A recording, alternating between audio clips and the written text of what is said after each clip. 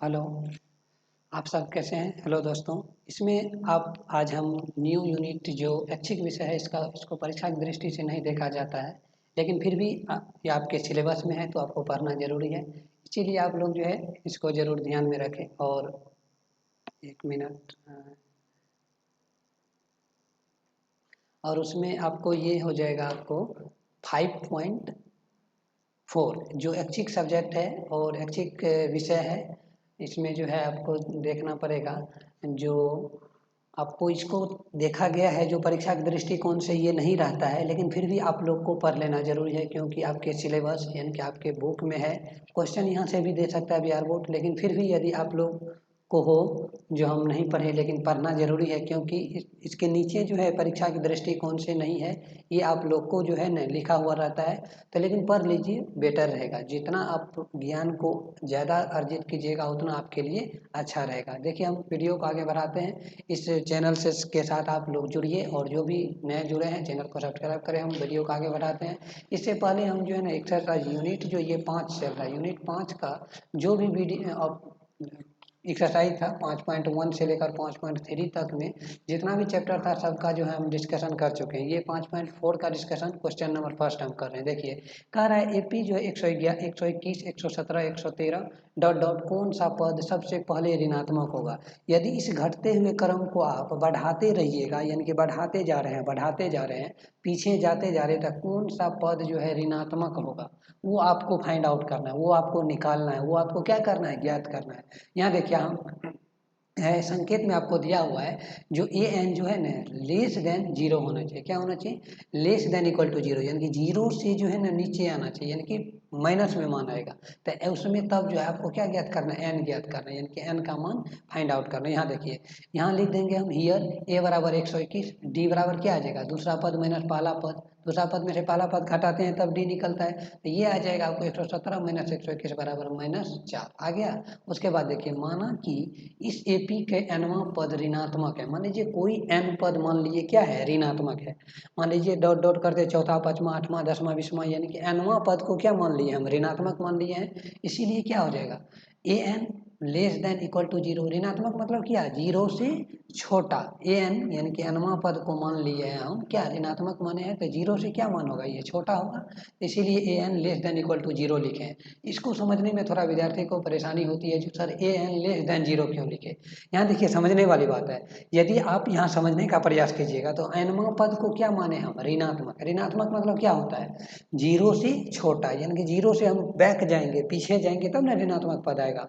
मान लीजिए 4 3 2 1, एक के बाद क्या आएगा? जीरो जीरो -1 -2 -3 ऐसे करके बढ़ते जाएगा। तो ये ऋणात्मक पद को जीरो से छोटा होता है ऋणात्मक पद, इसीलिए less than equal to a n माने हैं। तो ए एन का फार्मूला क्या होता है? A plus n minus 1 into d. Less than equal to क्या आ जाएगा? लेस देन इक्वल टू नहीं, लेस देन जीरो, क्योंकि जीरो से क्या रहेगा? हमेशा छोटा रहेगा। तो ए का मान हमको यहाँ से मालूम है 121। ए का मान क्या मालूम है? 121। डी देखिए आपको है, डी का मान आपको -4 है। तो एन -1 इंटू डी का मान -4 देंगे, -4 से यहाँ गुना करेंगे तो क्या आएगा? -4 एन अब +4 आ जाएगा, लेस देन जीरो। तब -4 एन तो इधर रहेगा, इन दोनों को ऐड कीजिए, 121 और प्लस 4 तो क्या आ जाएगा? 125। पॉजिटिव में इधर आएगा तो क्या होगा? निगेटिव होगा। निगेटिव होगा ना। यहाँ देखिए, अब हम करते हैं n greater less than equal to क्या होगा? दोनों जो है 125 में भी माइनस है और 4 में भी आपको क्या है? माइनस है। ये दोनों क्या हो जाएगा? कट जाएगा। लगभग एन का मान less than equal to 31 point कितना आता है? 25। इससे यदि डिवाइड कीजिएगा, आप भाग दीजिएगा तो कितना आएगा? 31.25 आएगा। ये लगभग 32 आ रहा है। लगभग क्या आएगा? 32 आएगा। अतः पहला ऋणात्मक पद, इसका माइनस मतलब होता है, माइनस भी का मतलब होता है ऋणात्मक, पॉजिटिव भी का मतलब होता है आपको पॉजिटिव। तो यहाँ मैं अतः पहला जो है ऋणात्मक पद क्या हो जाएगा? 32 हो जाएगा। पहला ऋणात्मक पद क्या आएगा? 32 आएगा। अब देखिए, नेक्स्ट है आपको दूसरा क्वेश्चन। किसी एपी के तीसरा पद, किसी एपी के तीसरे और सातवें पदों का योग क्या है? 6 है। तीसरे और सातवें पद का योग क्या दिया हुआ है? 6 दिया हुआ है। और उनका गुणनफल क्या है? 8 है। उनका गुणनफल क्या है? 8 है और इस एपी के प्रथम 16 पदों का योग ज्ञात करना है। क्या ज्ञात करना है? प्रथम 16 पद का जो है ना आपको योग ज्ञात करना है। देखिए आपको तीसरा पद हम बताए थे, आपको T3 लिखिएगा, सातवां पद T7 लिखिएगा। कोई भी पद आपको पूछ रहा था T उतना करेंगे, उनका गुणनफल, इन दोनों का गुणनफल भी दिया हुआ और इन दोनों का योग भी दिया हुआ। इन दोनों आपको जो है हिसाब प्रॉब्लम में क्या कर दिया है, दे दिया है, यानी कि गिवन है आपको। यहाँ देखिए हम लिखेंगे गिवन T3 जो T7 बराबर 6 ए प्लस 2D और ए प्लस 6D बराबर क्या आ जाएगा 6। तो दोनों को ऐड करेंगे तो 2D प्लस 8D होगा ना। सरल करेंगे तो ए जोड़ ए 2A और 2D जोड़ 6D, दोनों को ऐड करेंगे तो क्या आ जाएगा 8D आएगा बराबर 6। दोनों में 2 कॉमन लेंगे तो ए प्लस 4D बराबर क्या आ जाएगा 6। ए प्लस 4D बराबर क्या आ जाएगा 3। अब देखिए यहाँ हो जाएगा आपको ए बराबर 3 माइनस 4D, समीकरण 1। यहाँ देखिए प्रश्न से कह रहा है, पुनः प्रश्न से T3 और T7 दोनों का मल्टीप्लाई भी आपको दिया हुआ था, कितना दिया हुआ है 8।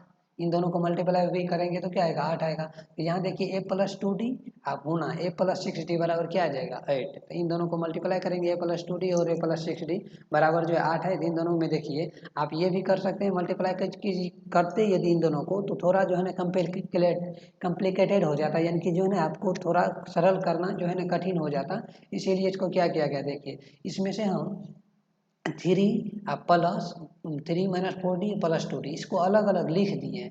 यहाँ हम लिख सकते हैं ये इसको क्या लिख सकते हैं 3 माइनस 4D प्लस 2A, यानी कि ए का मान जो है यहाँ से हम क्या किए हैं पुट कर दिए हैं। ये जो ए का मान आपको है देख रहे हैं, यहाँ पे लिख देना है एक मान, समीकरण 1 का मान रखने पर, समीकरण यहाँ देखिए वैसे लिखा हुआ है, यानी कि समीकरण 1 से ए का मान रखने पर, समीकरण 1 से ए का मान रखने पर जहाँ जहाँ ए है ना, जहाँ ए तुमको नजर आ रहा है वहाँ क्या रख देंगे 3 माइनस 4D लिख देंगे। क्या लिखेंगे 3 माइनस 4D लिख देंगे। यहाँ देखिए ए है तो 3 माइनस 4D लिख दिया प्लस 2D। ए का मतलब 3 माइनस 4D अब प्लस 6D। अब इसको हल करते हैं हम, यहाँ देखिए इन दोनों को हल करेंगे तो 3 माइनस 2D ये तो रह जाएगा। यहाँ देखिए माइनस 4D है और प्लस 2D, इन दोनों को हल करेंगे तो क्या आएगा माइनस 2D आएगा। तो वही माइनस 2D यहाँ पे है और ये 3 तो ऑलरेडी है यहाँ पे। आप प्लस इसको भी हल करेंगे तो प्लस माइनस माइनस प्लस में 2D आएगा। अब देखिए एक फार्मूला पर बैठ रहा है ए माइनस बी इंटू ए प्लस बी, एक फार्मूला आप लोग जानते हैं ना। यहाँ देखिए आपको हम लिख देते हैं ए स्क्वायर माइनस बी स्क्वायर का एक फार्मूला होता है ए प्लस बी इंटू क्या होता है ए माइनस बी, ये तो फार्मूला आप जानते होंगे। ये दोनों फार्मूला जो है आपको यहाँ होता है, इन दोनों फार्मूला से आप क्या कर सकते हैं ये ज्ञात दोनों को मल्टीप्लाई करके आपको ये 8 जो दिया हुआ है ये दोनों का फार्मूला ये आ जाएगा बराबर में 8।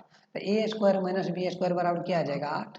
तो ए स्क्वायर का मान क्या आ जाएगा 3 3 9 और इसका आ जाएगा 4 का डी स्क्वायर बराबर 8। तो माइनस 4D स्क्वायर बराबर 8 माइनस 9 आ जाएगा। तो डी स्क्वायर बराबर क्या आ जाएगा -1 बटा -4 क्या आ जाएगा -1 बटा -4। और ये जो स्क्वायर जब इधर आता है तो प्लस माइनस करके रूट ले आता है, तो ये दोनों माइनस क्या हो जाएगा खत्म हो जाएगा और प्लस माइनस हाफ। ये जो आपको मान डी आ गया, दो मान आ गया, डी का मान 2 आया है। एक बार आप पॉजिटिव 1/2 आया है, एक बार डी का मान निगेटिव 1/2 आया था। अब डी का मान एक बार हम पॉजिटिव रखेंगे और एक बार निगेटिव देखेंगे, तब देखेंगे जो ए का मान क्या आता है। यहाँ देखिए लिखे हैं डी का मान यदि पॉजिटिव हो तो क्या होगा ए प्लस 3 माइनस 4D। अब ए का मान क्या निकल गया 1 निकल गया। अब डी का मान और ए का मान इन दोनों से हम क्या निकाल लेंगे 16 पदों का योग। क्या निकालना है 16 पदों का योग निकालेंगे। फिर हम क्या करेंगे डी का मान यहाँ पॉजिटिव रखे हैं, डी का मान हम निगेटिव रख के करेंगे, डी का मान निगेटिव रख के वहाँ भी हम क्या करेंगे 16 पदों का योग ज्ञात करेंगे। तो यहाँ आ जाएगा n/2 2a plus n minus 1 into D. तो 16/2 और 2 गुना 1 16 माइनस 1 यानी कि हाफ आ जाएगा। ये हो जाएगा आपको 8 इंटू 2 प्लस 15/2। इन दोनों को करेंगे तो 4 प्लस 15 बटे क्या आ जाएगा 2 आ जाएगा। 8 गुना 19/2 ये आ जाएगा आपको। हल करेंगे तो ये इसको काट दीजिए, 4 बार में कटेगा तो 19 चौका 76। ये जो मान आपको निकल गया 76 निकला है 16 पदों का योग। जब डी का मान क्या लिए हैं पॉजिटिव 1/2 रखे हैं, क्या रखे हैं पॉजिटिव यानी कि प्लस 1/2 रखे हैं। अब माइनस 1/2 रख के देखते हैं। यहाँ देखिए डी का मान यदि माइनस हाफ रखेंगे तो डी का मान यदि हाफ रखेंगे तो ए बराबर क्या आ जाएगा 3 माइनस 4D। तो 3 माइनस 4 गुना हाफ बराबर 3 प्लस 2।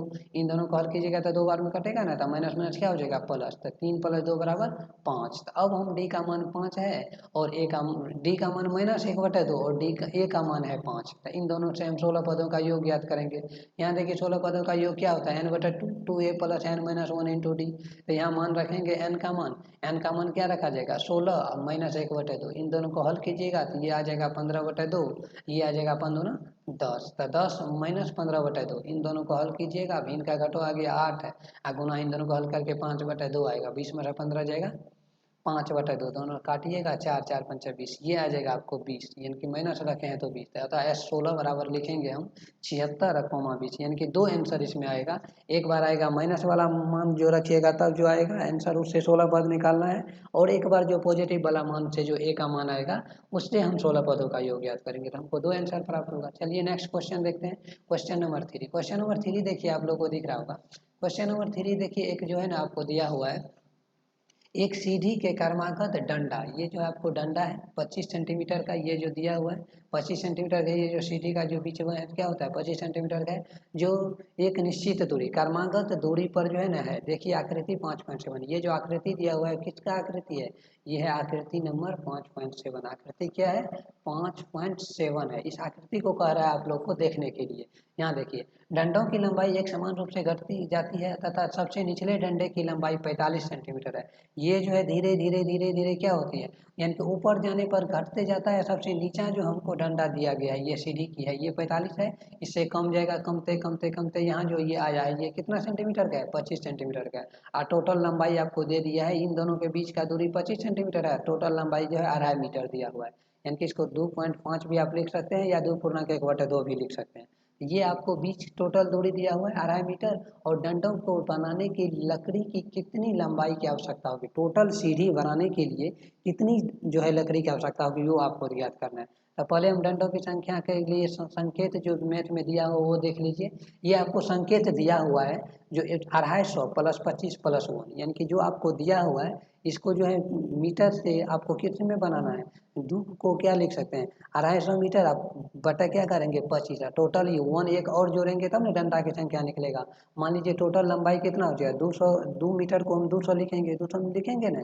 और उसके बाद हाफ को क्या लिखेंगे 50 लिखेंगे, तो दोनों को जोड़ेंगे तो 50 हो जाएगा।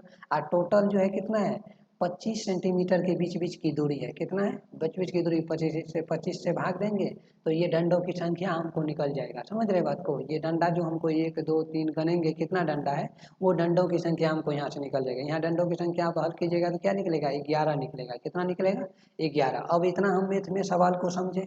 अब देखिए इसको सॉल्यूशन करते हैं। यहाँ देखिए हम लिखेंगे, यहाँ देखिए इसमें कुछ बताए थे आपको, वीडियो शुरू हो रहा था तभी बताए थे जी। अब यह प्रश्नावली जो है ना परीक्षा की दृष्टि से नहीं है, क्या है परीक्षा के दृष्टिकोण से नहीं है, ये आपको यहाँ पे लिखा हुआ रहता है। लेकिन इस बात पर आप लोग ध्यान मत दीजिए, पढ़िए, क्योंकि आपके सिलेबस में क्वेश्चन यहाँ से भी डाल सकता है। यहाँ देखिए हम सबसे पहले सॉल्यूशन में लिखेंगे डंडों की कुल संख्या बराबर कुल दूरी जो आपको दिया हुआ था, यानी कि 2.1/2 मीटर, इसको सेंटीमीटर में कन्वर्ट कीजिएगा तो ये आ जाएगा 200 + 50। ये आ जाएगा कितना 250/25 करेंगे +1, ये आ जाएगा आपको डंडों की संख्या 250/25 + 1 बराबर 11। ये आ जाएगा डंडों की संख्या 11। तो ये जो 11 आएगा तो ये n का मान हो गया हमको 11। क्या आ गया n का मान जो है हमको क्या आ गया 11 आ गया। तो पहला डंडा की लंबाई को हम क्या a मानेंगे, पहला जो डंडा की लंबाई हमको दिया हुआ है तो ये क्या हो जाएगा आपको a होगा।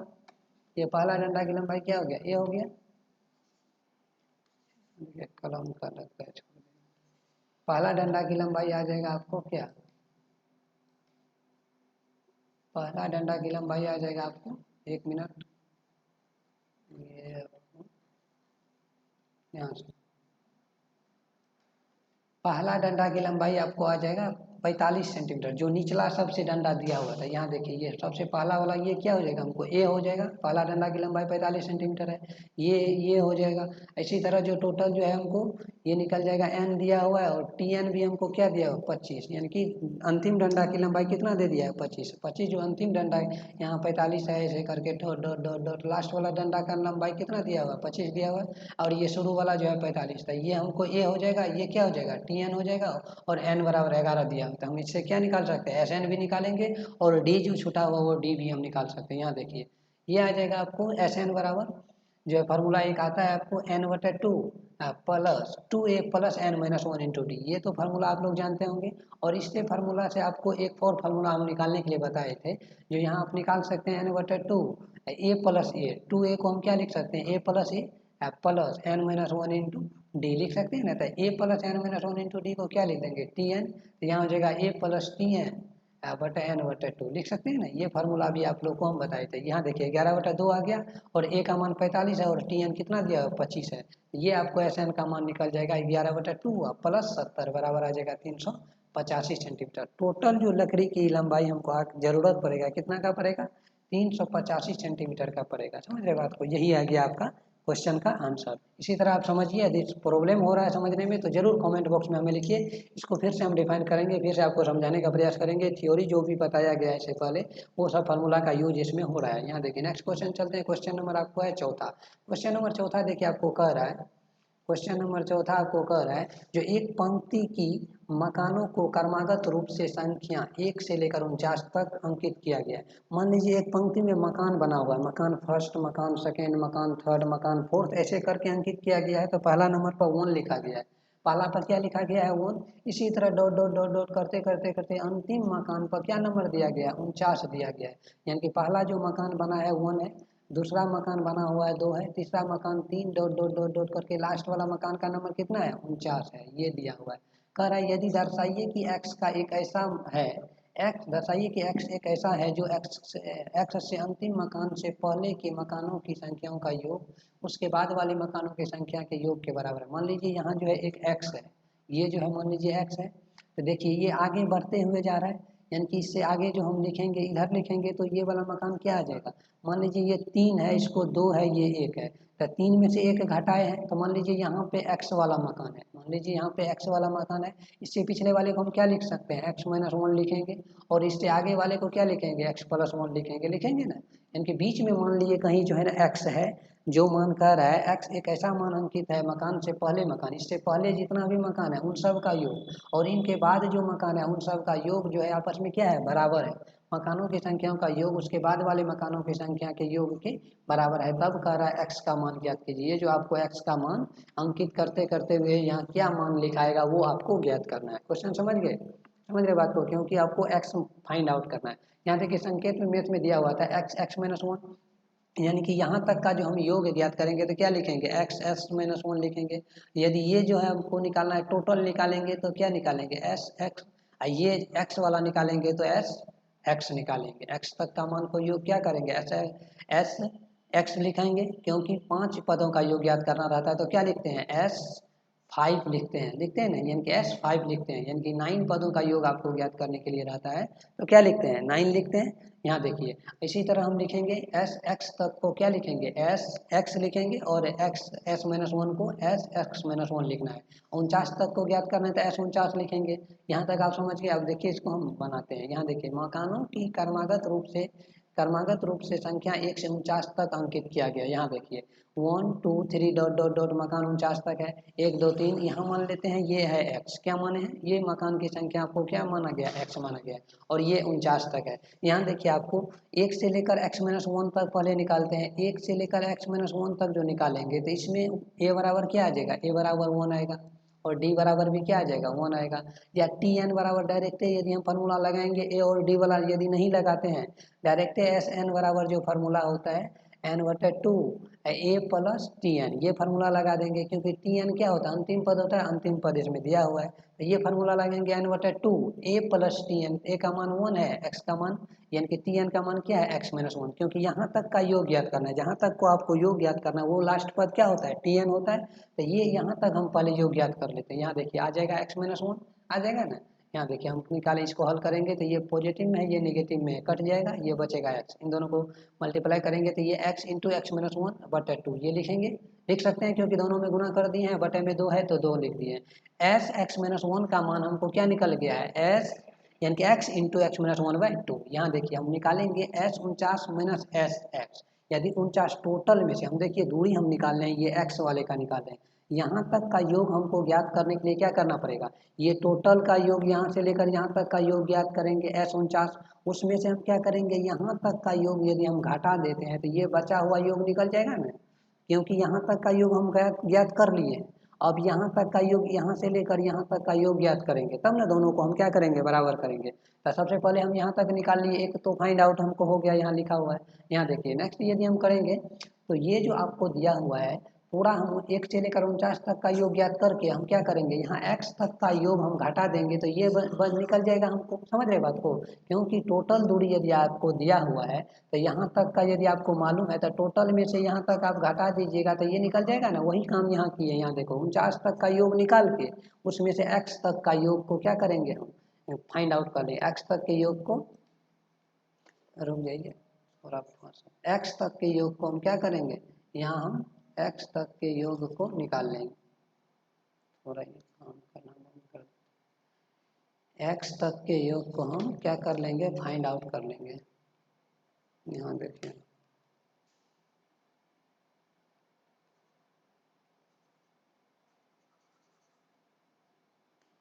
कलम जो है ना, 1 मिनट,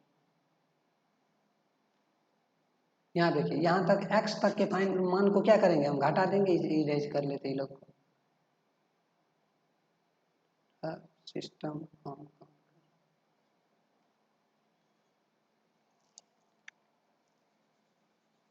यहाँ देखिए फिर से हम इसको आपको समझा देते हैं। यहाँ देखिए हो जाएगा आपको s 49 करेंगे और माइनस क्या करेंगे एस एक्स। अब दोनों का फार्मूला आप लगा दीजिए, n/2 a + tn, तो n/2 n का मान क्या आ जाएगा 49 आएगा, यहाँ n का मान क्या आएगा x आएगा। तो ये एस एक्स देखिए, एस एक्स का मान हम यहाँ देखिए हम फाइंड आउट किए हुए हैं, यानी कि एस एक्स का मान हम यहाँ से निकाल सकते हैं। एस एक्स का मान को समीकरण 1 से रखेंगे। यहाँ देखिए एस एक्स का मान, हम एस एक्स तक का यदि हम योग ज्ञात करेंगे तो क्या आ जाएगा x/2 और ए 1 + x, अब बटा क्या हो जाएगा x × x + 1/2। ये जो है एस एक्स तक का योग ज्ञात कर लेंगे। क्या ज्ञात करना है, एस एक्स तक का योग ज्ञात करने।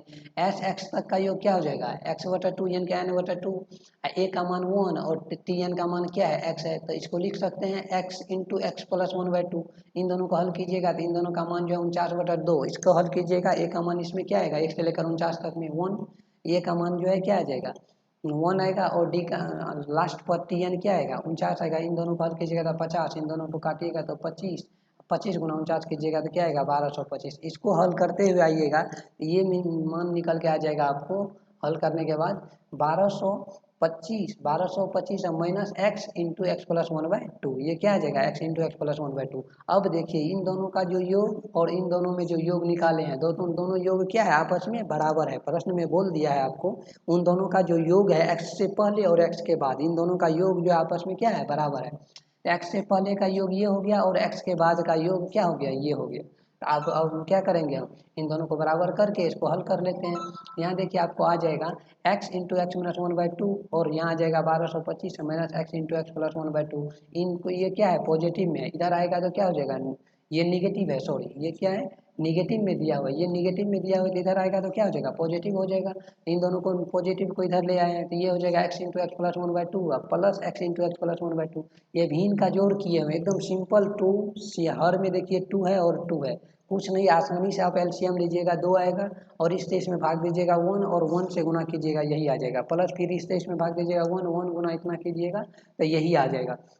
बराबर क्या लिखेंगे 1225 लिखेंगे, क्या लिखेंगे 1225। इसको हल कीजिएगा x² - x plus x² plus इन दोनों को हल कीजिएगा तो ये पॉजिटिव में है ये निगेटिव में कट जाएगा, ये 2x² बराबर 1225 गुना 2 आएगा, x² का मान 1225 आ जाएगा, x बराबर √1225। 1225 वर्गमूल किसका है 35 का है, प्लस भी आएगा माइनस भी आएगा। माइनस में पंक्ति की संख्या को गिनिएगा तो माइनस में आएगा, मकान की संख्या नहीं। मान लीजिए -50 मकान है किसी के पास, ये तो नहीं है, असंभव है, असंभव है ना। यदि आपको ये जानकारी हो जो मान लीजिए किसी के पास बोलेगा 5 मकान है तो आप समझिएगा उसके पास क्या है 5 मकान है, लेकिन किसी के पास बोला जाएगा जो -5 मकान है तो कैसे आप, तो माइनस में क्या होता है असंभव होता है, इसीलिए x का मान क्या लेंगे हम पॉजिटिव लेंगे, अर्थात x की मकानों की संख्या क्या आ जाएगा 35। यानी कि आप काउंट करते हुए 1 2 3 जाइएगा ना तो यहाँ x जो हम लिखे थे वहाँ नंबर कितना आएगा 35 नंबर का मकान आएगा। समझ रहे बात को, यही आपको फाइंड आउट करना था। चलते हैं नेक्स्ट क्वेश्चन, आपको क्वेश्चन नंबर 5 शायद इस क्वेश्चन का लास्ट सवाल है। ये देखिए एक फुटबॉल के मैदान में एक चबूतरा बनाना है, एक फुटबॉल का मैदान एक चबूतरा बना हुआ है जिसमें कितनी सीढ़ियाँ हैं 15 सीढ़ियाँ दिया हुआ है। इन सीढ़ियों की में से प्रत्येक की लंबाई 50 मीटर है, प्रत्येक की लंबाई क्या है 50 मीटर है। और वह ठोस कंक्रीट की बनी हुई है, ठोस कंक्रीट की बनी हुई है, सब सीढ़ी जितना भी है वो ठोस कंक्रीट की बनी हुई है, पूरा जो है ये ठोस कंक्रीट की है। प्रत्येक सीढ़ी में 1/4 मीटर की चढ़ाई है, सब में जो है कितना है 1/4 मीटर की ऊंचाई जो होता है सीढ़ी पर ना जाते जाइएगा तो वो 1/4 मीटर के और हाफ मीटर का फैला हुआ है, तो लंबाई कितना है हाफ मीटर का फैला, जिसको चौड़ाई कहा जाएगा।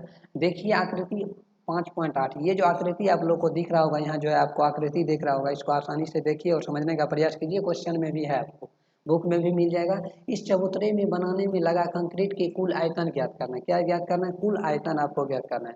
तब पहली देखो संकेत में दे दिया है, पहली सीढ़ी में लगाई गई कंक्रीट का आयतन क्या लिखेंगे 1/4, ये जो आपको ऊंचाई दिया हुआ है ये, और ये जो चौड़ाई दिया हुआ और ये लंबाई चौड़ाई और ऊंचाई तीनों को गुना करेंगे तो क्या आएगा आयतन निकल जाएगा, क्योंकि ये जो एक लगभग जो घनाभ का आकार का हो गया है, घनी कह सकते हैं या घनाभ, घनाभ में लंबाई गुना चौड़ाई गुना ऊंचाई होता है, घनाभ हो गया लंबाई गुना चौड़ाई गुना ऊंचाई को क्या बोलेंगे आयतन। यानी कि फर्स्ट सीढ़ी के लिए ये आपको हेल्प दे दिया है मैथ, यानी कि सवाल ही आपको जो है संकेत दे दिया जो पहला कंक्रीट का आयतन कैसे निकालिएगा। अब हम चलते हैं क्वेश्चन को बनाते हैं। यहाँ देखिए आंसर में आपको पहली सीढ़ी को बनाने में लगा कंक्रीट का आयतन क्या है 50 मीटर होगा, जो आपको लंबाई इधर से दिया हुआ था, ऐसे लंबाई दिया हुआ था, ये जो है आप 1/4 है और ये जो लंबाई दिया हुआ था 1/2, ये तीनों को गुना कीजिएगा तो क्या आएगा, ये फर्स्ट आ जाएगा। दूसरा के लिए क्या आएगा 50 गुना 1/2 गुना 1/4 गुना 2, क्योंकि उसी का फिर दुगुना होते जा रहा है। इसी तरह हम क्या करेंगे, उसमें 15 सीढ़ी है, कितना सीढ़ी है 15वां तक का निकालेंगे तो क्या आएगा 50 गुना 1/2 गुना 1/4, ये तो सब में आएगा लेकिन गुना हो जाएगा क्या 15।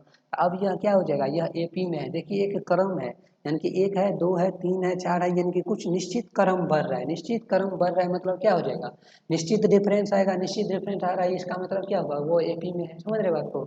इसको क्या लिखेगा था यह एपी में है, तो पहला पद हम क्या हो जाएगा, ये जो हम पहला पद जो है 50 गुना 1/2 गुना 1/4, ये क्या हो जाएगा ये हो जाएगा, ये हो जाएगा 25/2, हमको ये हो गया एन, हमको टोटल कितना दिया हुआ है 15, यानी कि एन का मान आपको 15 दे दिया। ये टोटल सीढ़ी आपको कितना दिया हुआ है 15, यहाँ देखिए 15 सीढ़ियाँ दिया हुआ है, ये टोटल सीढ़ी आपको कितनी है 15 सीढ़ियाँ हैं, तो एन का मान यानी कि 1 2 3 4 5 सीढ़ी करते करते आपको 15 सीढ़ी दिया हुआ है, तो ये टोटल आपको एन जो है 15 दे दिया है। टी एन निकालेंगे, टी एन बराबर क्या होता है 50 गुना 1/2 आप प्लस 15 गुना 1/4, ये जो आपको दिया हुआ है टी एन 50, ये तो 50 1/2 1/4 तो है, इसको हल कीजिएगा आप 15 गुना 1/4, तो ये हल करके आपको क्या निकलेगा 375/4, यानी कि इसको जो टोटल को आप हल कीजिएगा टी एन यानी कि लास्ट टर्म जो निकालिएगा इसको हल कर लिए हैं, थोड़ा लंबा है इसीलिए हल कर लिए हैं, ये हल करके हो जाएगा आपको 375/4, यानी कि आपको ए मालूम है एन मालूम है और टी एन मालूम है। आप फार्मूला लगा सकते हैं एस एन बराबर चबूतरे को बनाने में कुल लगा कंक्रीट का आयतन S15 बराबर क्या हो जाएगा n/2 A plus t n, a का मान 25/4 और टी एन का मान 375/4, ये आ जाएगा 15/2।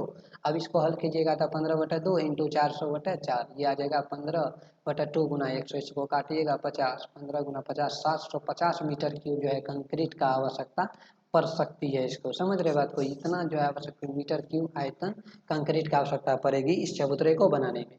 Thank you so much for this watching, इस वीडियो को जो लास्ट तक देखें ये आपका आ गया आंसर।